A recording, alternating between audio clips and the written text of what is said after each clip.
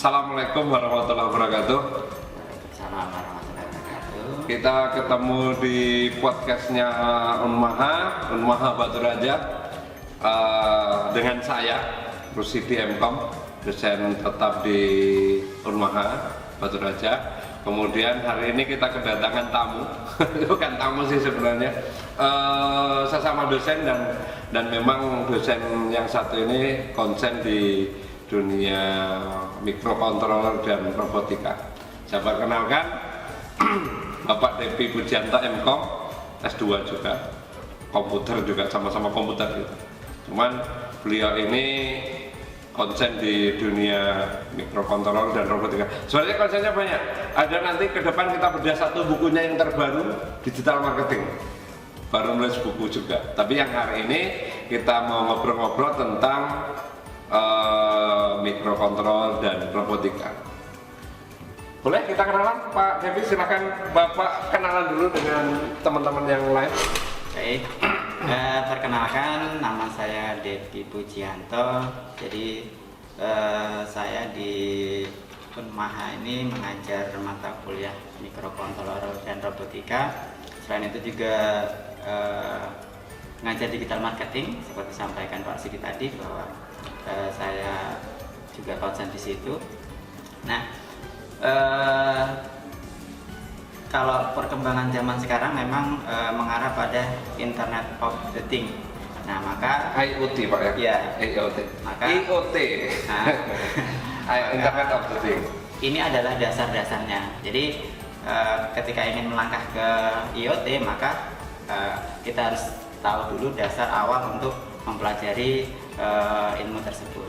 Jadi ini tahap awal untuk biar bisa melangkah ke IoT. Jadi kalau beberapa teknologi IoT yang sering kita lihat Pak, kita ketahui misalnya alat penyemprot tanaman otomatis berdasarkan suhu, kita kontrol pakai Android, pakai smartphone kita. Nah, itu salah satu bentuk pemanfaatan IoT. Nah, dasar IoT ini Pak ya berarti ya, mikrokontroler dan robotika. Jadi bagi teman-teman yang pengen belajar mikrokontroler robotika, hari ini kita bahas sedikit biar kita punya dasar apa sih sebenarnya mikrokontroler dan robotika. Jadi kalau misalnya produk kayak gini misalnya kita juga sudah punya Pak ya. Ini robot apa ini Pak? Ini sebenarnya dikendalikan oleh di smartphone. Jadi Oh, kita ini pengendalikannya ya. Remote-nya pakai smartphone Pak ya? Ya, jadi kita bisa mengendalikan dengan menggunakan smartphone. Kalau yang ini pakai ini land follower bukan ya Pak? Kalau itu Apa dia sensor jarak. Jadi dia tidak bisa menabrak dinding karena dia jarak. Ketika dia mendeteksi dinding maka dia berbalik arah. Kalau yang lama-lama land follower, jadi ada garis yang diikutin itu land follower. Nah itu robot-robot. Sebenarnya nanti fungsinya implementasinya sih banyak. Misalnya kayak penjinak bom itu kalau nggak salah juga pakai robot yang bisa ngangkat kemudian memindahkan tas yang dicurigai. Nah itu fungsi-fungsi apa produk-produk yang dihasilkan dari mikrokontroler. Nah Pak mungkin bisa dijelaskan ke teman-teman sebenarnya alatnya apa toh Pak? Kok kita bisa buat yang seperti itu kan nggak susah itu Pak? Ya. Nah memang kita mulai dari yang sederhana. Nah nanti kalau kita mulai belajar yang sederhana, kita juga bisa implementasi tahap demi tahap di rumah. Jadi dari segi biaya juga tidak terlalu mahal lah, terjangkau. Misalkan 200 sampai 500 itu ya sudah bisa terimplementasi gitu. Misalkan contoh yang utama adalah mungkin Arduino dulu ya, Arduino Uno. Ya, jadi banyak jenisnya. Oh ada yang Uno, ada yang lain ya Pak? Ya ada yang nano, yang lebih kecil. Nah itu istilahnya komponen yang harus ada karena komponen tersebut nanti yang akan kita program. Jadi programnya nanti kita buat di Arduino juga, programnya menggunakan bahasa C. Jadi kita program di laptop, kemudian laptop kita transfer di IC Arduino, maka Arduino yang akan mengendalikan seluruh komponen-komponen yang kita hubungkan ke Arduino gitu Pak. Oke, mungkin ini Arduino nya teman-teman. Jadi koneksinya pakai USB. Nah, ini koneksi ke ini. Jadi kalau tidak salah, mungkin Pak ya, saya ikut ini juga.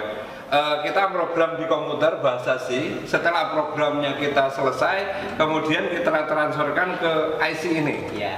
Jadi program ini program yang ada di komputer sebenarnya ini mindah program yang ada di komputer biar bisa dijalankan di IC ini. Nah itu teman-teman. Jadi kalau misalnya kita buat lampu merah, ngatur berapa detik lampu merah yang sebelah kanan, kiri dan seterusnya, sebenarnya kan kita program dulu di komputer Pak ya. Nah program komputer kemudian simpan di Arduino ini. Nah baru dari Arduino ini teknisnya akan terjadi, akan bisa lampunya hidup atau enggak dan seterusnya. Itu di jaraknya berapa yang ngatur nanti sudah program yang ada di Arduino ini. Nah mungkin Pak perlu dijelaskan juga komponen-komponen lain pendukung Arduino. Jadi Arduino programnya sudah. Nah, apa saja sih yang sebenarnya bisa kita buat dengan program Arduino? Misalnya mematikan lampu atau apa lagi Pak kira-kira yang bisa dipakai Pak? Nah kalau seperti yang tadi lampu merah itu kalau dulu kan pakai PLC yang besar alatnya kan, sekarang sudah sudah modern, kita bisa gunakan Arduino itu. Cukup dengan ini Pak ya, berarti simpel kita program, kemudian kita buat rangkaiannya itu lebih simpel lagi ketimbang yang dulu kan alatnya besar-besar pengendalian traffic light-nya. Nah saya sudah menyiapkan beberapa sensor, jadi seperti tadi saya sampaikan kita bisa membuat hardware yang bisa terimplementasi di rumah gitu nanti ketika sudah menguasai bahasa pemrograman Arduino, kemudian beli alatnya kurang lebih ya 200 sampai 500-an lah. Misalkan salah satu contoh kita mau yang paling sederhana, misalkan kita bak mandi. Nah kita kan mungkin lupa matikan ininya, misalkan matikan kerannya, jadi banyu sampai meluber-luber gitu ya. Jadi sampai penuh, misalnya kayak di Tetmon Pak ya, Tetmon gitu. Tahu-tahu ketika kita ngisi sampai tumpah-tumpah gitu. Nah, ada nggak alatnya yang bisa kita pakai gitu Pak? Mungkin yang paling sederhana ini ya. Jadi modul-modul seperti ini mungkin kelemahan kita itu tidak begitu tahu rangkaian elektronika, tapi sekarang itu karena zamannya adalah online, jadi kita bisa beli modul-modul yang ada di online gitu. Ketika sudah kita beli modulnya, nah kita tinggal implementasi dengan bahasa pemrogramannya. Nah ini salah satunya, misalkan ini kita nanti taruh di Tetmon Pak. Nah nanti ketika air nanti mencapai sini, maka apa? Jadi kalau kita hubungkan ke motor servo, jadi kita bisa kerannya menutup sendiri. Nah itu kalau dihubungkan dengan servo. Kalau misalkan nanti untuk istilahnya memberitahu, berarti ada alarm misalkan. Nah, nanti kita hubungkan dengan buzzer, jadi nanti ada bunyi alarm gitu. Jadi nanti atau mungkin gini Pak, misalnya kita punya sumur nih teman-teman, mau ngisi Tetmon. Nah ketika Tetmonnya penuh, kita hubungkan dengan relay, matikan mesin pompa airnya. Nah berarti secara otomatis ketika Tetmonnya penuh maka mesinnya akan mati. Nah itu bisa juga kayak gitu. Nah ini sensornya teman-teman, harganya berapa Pak ini kayak gini? Itu kalau di toko di online kan? Kalau di online kemarin ya harganya kurang lebih 5.000-an sampai 10.000-an. Nah ini teman-teman 5.000. Arduino nya berapa? Arduino Uno itu 60-an lah. 60.000. Jadi mungkin ya teman-teman mau belajar, siapin anggaran 200-300 ribu sudah bisa membuat beberapa produk, dan buat produk yang lain cukup dengan Arduino ini satu aja nggak apa-apa kan? Nah itu bisa. Nah ini teman-teman yang sensor mungkin bisa sensor yang lain Pak, ada Pak? Yang lain misalkan sensor ini sensor bisa dikatakan sensor MD2 ini bisa digunakan untuk mendeteksi gas juga bisa. Misalkan ada bau gas, kemudian ada alarm, kemudian asap juga bisa. Ketika ada asap, ada alarm, nah itu juga bisa. Implementasinya sederhana. Kemudian ini Pak. Nah ini kalau ini implementasi sederhana, ini adalah jarak jarak itu kalau masa pandemi sekarang itu misalkan bisa juga digunakan untuk apa namanya, penyemprotan ya, ketika jaraknya sekian kemudian dia menyemprot disinfektan misalkan. Kemarin implementasinya, salah satu implementasi juga bisa. Jadi jarak, ketika kita sudah jaraknya sekian maka misalkan kita disemprot desinfektan misalkan, nah itu juga bisa. Ini jarak itu kalau misalnya dipakai untuk mengukur kayak air tadi Pak, ketinggian air bisa nggak Pak? bisa juga. Oh, jadi kalau misalnya tenon tadi ketinggian air, atau mungkin kalau di kota-kota besar kayak Jakarta yang ngukur ketinggian air sungai. Ya. Nah, air sungai misalnya sungainya lagi naik, nanti ada kayak semacam alarm dan seterusnya. Nah, ketinggiannya ini Kak ya. Nah, untuk misalkan untuk membuat alat sederhana untuk mengukur tinggi badan juga bisa, kira-kira berapa gitu dari bawah sampai ini kan kita. Oh, tinggi badan digital. Nah, itu taruh di atas, terus orangnya di bawahnya, itu bisa diukur.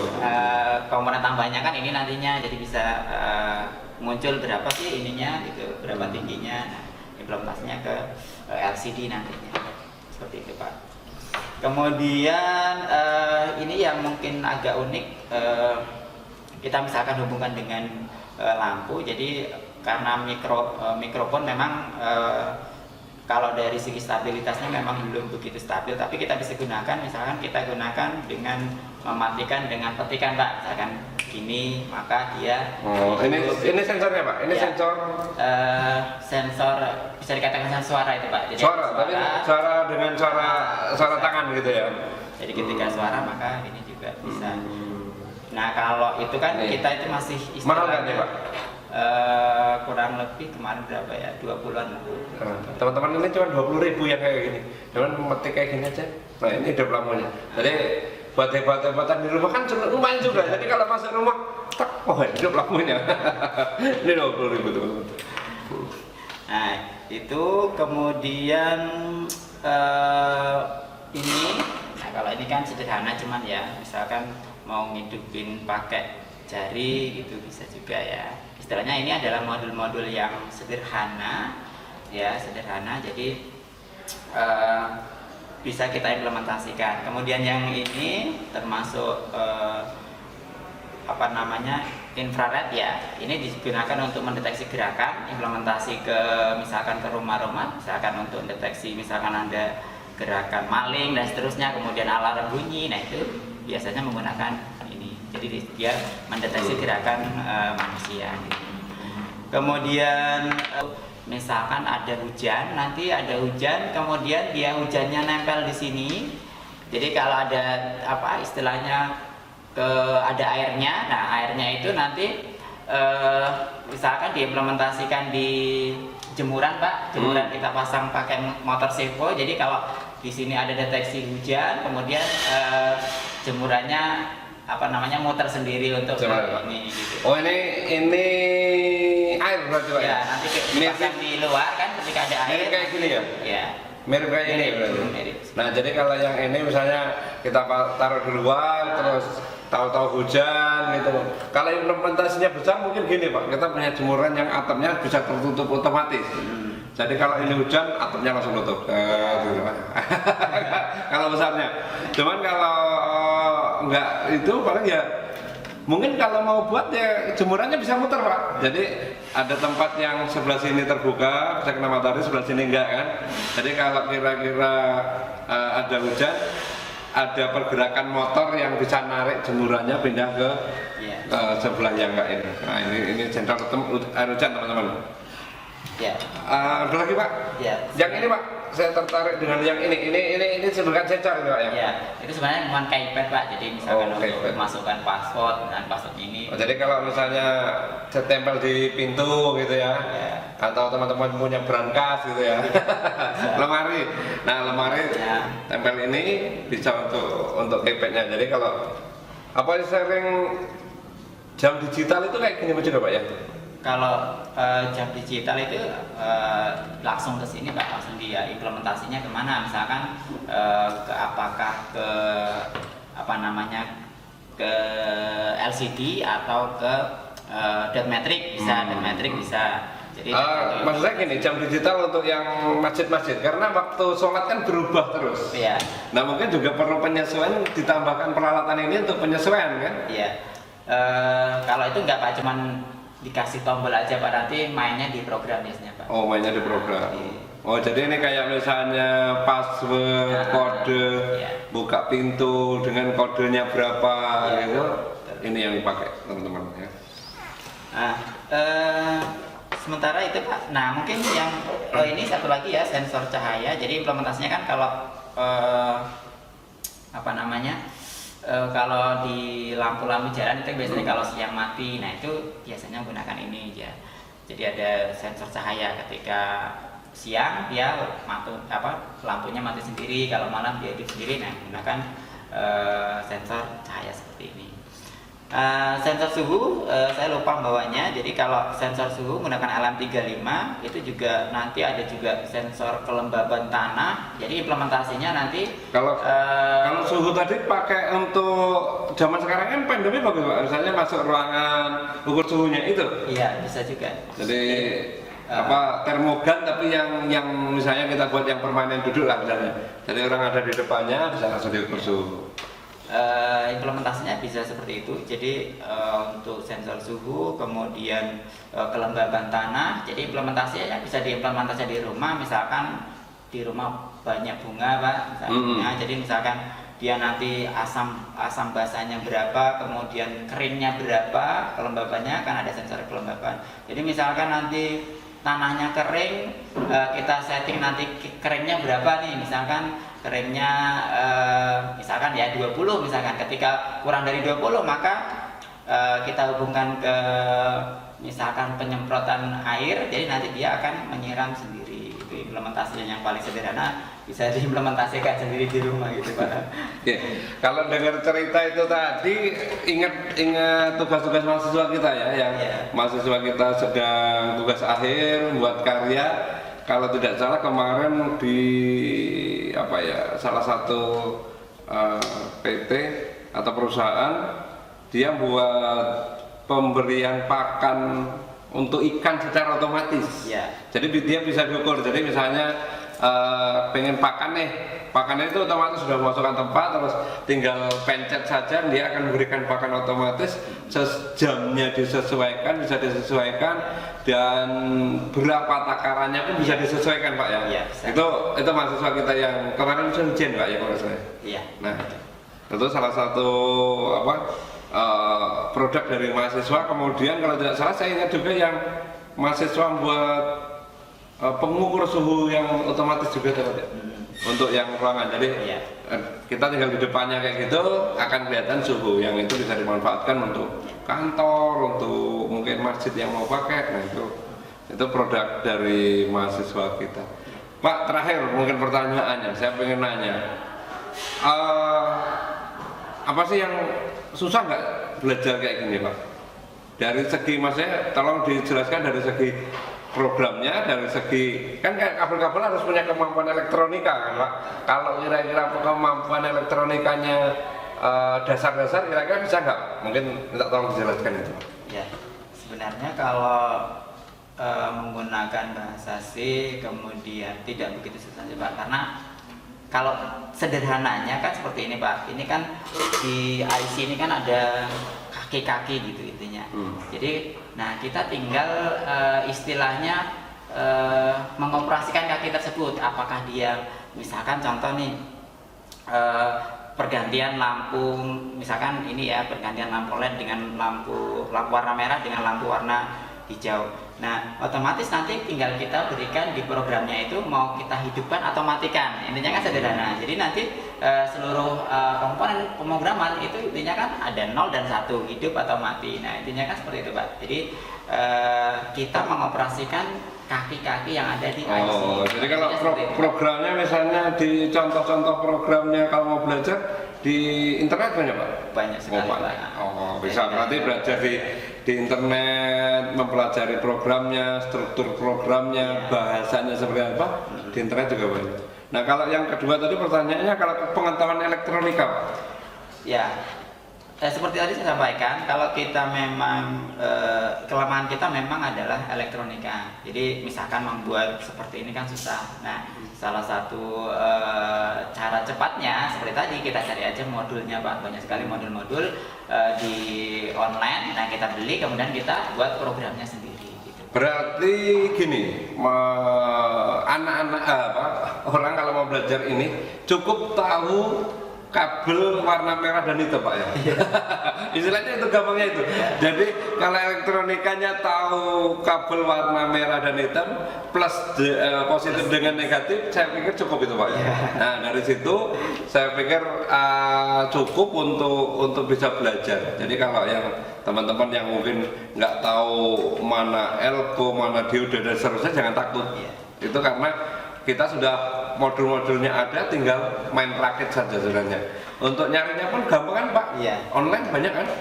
Mungkin gini Pak, mungkin terakhir ya, karena kita itu biasanya kalau belajar gini kan implementasinya itu cuma main-main gitu Pak. Biasanya kan kalau terbenak di kita, kalau seperti ini kan main-main, nggak benar-benar diimplementasikan. Nah sebenarnya benar-benar bisa diimplementasikan dengan arus yang arus kita itu Pak, arus AC. Jadi komponen yang berperan penting adalah relay ini Pak. Jadi inilah yang istilahnya menghubungkan arus DC yang biasa dengan arus yang benar-benar implementasi nanti. Jadi orang kan biasanya kebanyakan itu cuma main-main seperti ini, main-main. Nah, ketika kita implementasikan beneran nanti, misalkan untuk peralatan rumah tangga yang memang listrik dari PLN Pak ya.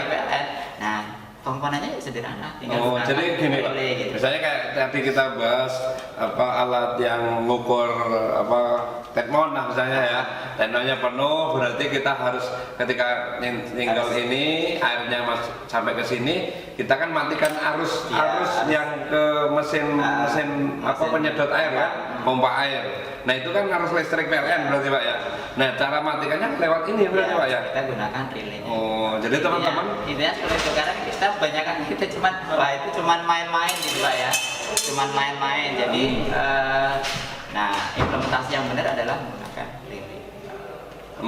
Jadi kalau misalnya kita masih main pakai baterai kayak gini kayak main-main ya Pak kesannya. Kayak kita mau buat mainan. Tapi kalau implementasi secara kehidupan sehari-hari berarti ya itu tadi kita harus sambungkan peralatan ini dengan peralatan listrik, peralatan AC.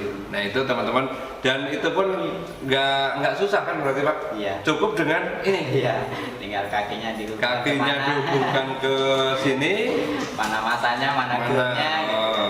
Cuman kalau itu teman-teman karena berkaitan dengan listrik yang cukup besar, agak berhati-hati. Kalau sepertas baterai kan cuman kalau misalnya kita kesetrum ya paling cuman sakit lah misalnya. Tapi kalau yang ini nanti mungkin belajarnya awal-awal memang menggunakan teknik-teknik baterai seperti ini. Cuman untuk lebih lanjut, untuk mungkin bisa ke arah listrik AC, mungkin perlu bimbingan yang lebih. Nah kalau teman-teman yang mau belajar, teman-teman yang mau mendalami robotika, yang mau kuliah, silahkan di Unmaha Batu Raja, mumpung masih buka pendaftaran. Dan kalaupun misalnya Anda pengen tahu lebih dalam, bisa hubungi Bapak Depi Pujianto. Nomornya boleh di publish atau japri aja dulu Pak. Oke, teman-teman kalau yang mau ini silakan datang ke kampus, ngobrol-ngobrol tentang robotika, ngobrol-ngobrol tentang microcontroller, ngobrol-ngobrol dengan peralatan-peralatan seperti ini. Silahkan temui Bapak kita ini, Bapak Depi Pujianto di kampus kita. Mungkin itu Pak, terima kasih atas kehadirannya di podcast Unmaha. Kita ketemu lagi kapan-kapan, kita ngobrol yang lebih lanjut, lebih menarik Pak tentang digital marketing. Bapak ini penulis buku tentang digital marketing. Saya sering belajar digital marketing, tapi beliau ini ternyata yang sudah menulis bukunya. Baik itu teman-teman, selamat belajar. Kalau mau yang belajar tentang robotika dan microcontroller, silahkan hubungi kita di Unmaha Batu Raja. Itu saja, selamat pagi dan assalamualaikum warahmatullahi wabarakatuh.